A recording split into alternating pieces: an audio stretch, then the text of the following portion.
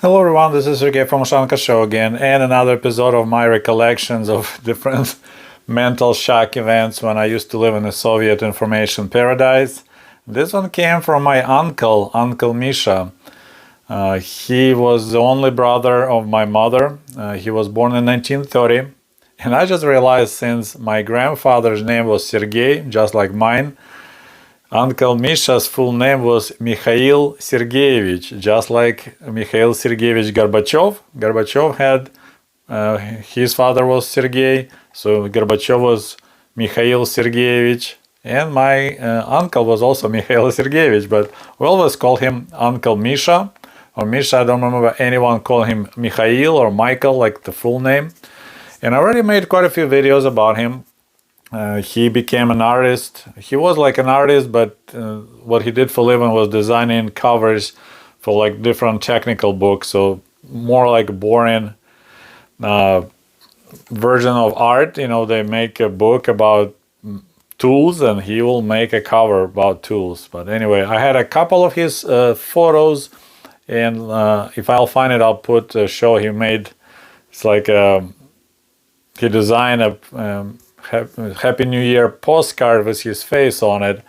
So that's kind of, you know, taking a picture of the postcard. I don't know if he drew it or not. Then taking a picture of himself and cutting the picture, putting into the card and taking a picture again. That was kind of that original Photoshop type of option where you have to take pictures of different pictures combined together. But anyway, so this occurred probably when I was maybe in the 4th grade, so about 11 or 12. At that time, we just moved to our new apartment, so that's finally we got out of the little tiny Gostinka style apartment, hotel style apartment. It was like small, maybe 100 square feet, 120 square feet, a tiny single room apartment. And now we have a nice apartment, and you know, we were at that time quite hanging out a lot with my uncle's family. But the way our apartments were located, if you have to take, if you take public transportation, it will like loop like this around because there was a railroad between our apartment buildings. So if you walk, it's about 20 minutes. If you take public transportation, it's about hour and a half. So we walked a lot, like, hey, let's go. So one time I walked with my uncle. I don't remember why, maybe my parents were behind or ahead of us, but he was right next to me. And we had the conversation. So that's Brezhnev still, our leader, so probably 1981. And not sure if he was asking me questions or what, but, you know, I'm being a good pioneer, you know, believe in what I hear on TV or read in my in Pionierskaya Pravda newspaper or other newspapers. I was just telling Uncle Misha about all these good things that, you know, Soviet Union and how it takes care of its people and a bright future. You know, I don't know why I was saying it. Maybe he asked me a question. But what I remember, that he basically replied that Brezhnev was a piece of shit. He's a corrupt leader. This country is going to hell. Like, and once again, I felt like shell-shocked. It's just one of the person that you know, your uncle, you respect, you trust, suddenly telling you the stuff that totally not what the government tells you. There was another this kind of you know, explosion in my brain, and I was little in shock because like my parents never discussed anything politically with me. And looking back, like my mom was actually one of those rare people that you can build socialism with. You know, even we hardly had any control on the public transportation, if you have a bus ticket or not. She would always have a ticket, and she always was use composter. I showed that video before. If you missed it, I'll put the link. And so you cancel your ticket by yourself.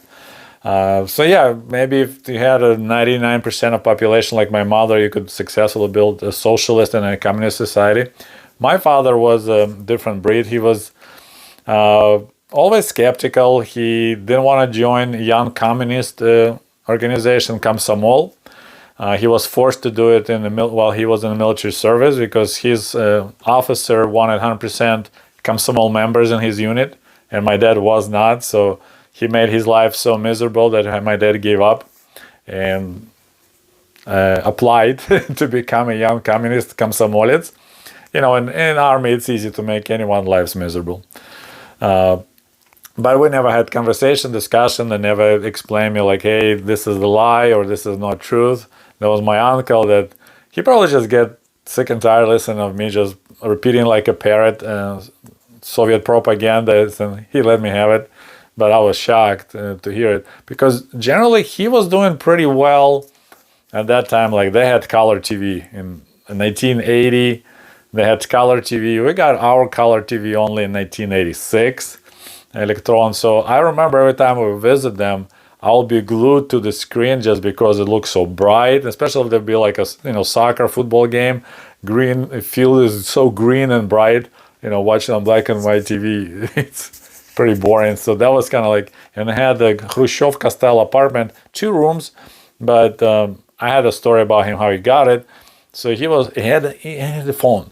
He had a phone line in his apartment, which was like, holy crap. We had to wait 5 years after getting our apartment to get a phone line, because you need to be on the waiting list. While he, being an artist, he just went to the local telephone station, ATS, and talked to their director manager, and he offered like, hey, I see you have this bare, ugly walls in your main entrance. I can make you a beautiful panel, a big art, Soviet workers on the phones and all that good stuff. You can impress your, people above you. All I want in exchange is a phone line in my apartment. So he made that deal. So yeah, he had a phone line. He had color TV. He's doing all this cool stuff, designing stuff. They even experimented with his son developing color film at home, which is, it's pretty challenging. Black and white is easy. I was myself eventually into this, taking black and white photos, developing film. Printing black and white pictures. That's actually how I got a job in the United States as a photography specialist when I came first time to the United States in 1995. If you read my book, American Diaries, I talked about it. I thought I'm coming as a counselor, but actually they hired me as a photography specialist to teach kids about black and white photography. So, this kind of, so he was so cool, and suddenly he tells me this. I wish I could record what he exactly said, but I just remember like walking and looking at him, like, holy crap, like, what he's talking about? Like, how come there be a person who doesn't like Soviet Union, doesn't like Soviet, we didn't use the word regime, Soviet rule, but to small credit to me, because you may really got the idea that I was a pretty much like Amish horse. During my young years, I just believed 100% what TV was telling me. The thought of reporting him never crossed my mind. So at least I was a good kid in that regards. They're not like I need to run to militia and report anti-Soviet conversation of my uncle. Nope, never thought about it. So still family values were above Soviet values, even in young Serежa. But he really shocked me when he basically, I don't say he burst my bubble, but he definitely shocked me big time by saying stuff totally opposite what TV was telling me. That's my uncle Misha. Let him rest in peace. He passed away quite a few years ago, but yeah, he survived Holodomor in Ukraine. I made a story about him. He was like 2-year-old when that was going on. But of course, there's another topic I'm planning to start working on, is Holodomor in Ukraine.